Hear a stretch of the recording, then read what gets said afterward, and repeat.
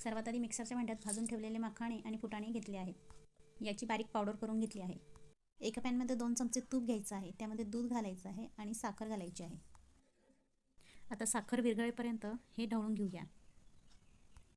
आता यामध्ये मखाना, फुटाण्याची पावडर तसेच मिल्क पावडर घालून घ्यायची आहे. हे सगळं एकजीव होईपर्यंत छान परतून घेतलं आहे. आता हे मऊसूत आणि पेड्यासारखं मिश्रण तयार झालं आहे.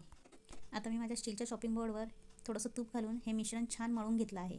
आता या मिश्रणाचे 2 समान गोळे करायचे आहेत. एका गोळ्यामध्ये व्हॅनिला एसेन्स तर दुसऱ्या गोळ्यामध्ये कोको पावडर घालून घ्यायची आहे. यामुळे आपल्याला मिळणार आहेत 2 सुंदर रंग आणि 2 छान फ्लेवर्स.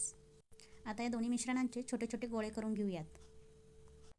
एक व्हॅनिला आणि एक चॉकलेटचा गोळा एकत्र करून छान त्याला पेड्यासारखा आकार देऊन घेऊयात. शेवटी यावर पिस्ता आणि केसरची सुंदर सजावट करून घेऊया. बघा, दिसायला सुंदर, बनवायला सोपी आणि चवीला एकदम मस्त अशी रक्षाबंधन स्पेशल मिठाई. तुमच्या लाडक्या भावासाठी ही गोड मिठाई नक्की बनवा आणि रक्षाबंधनाचा हा सण आणखीन गोड करा.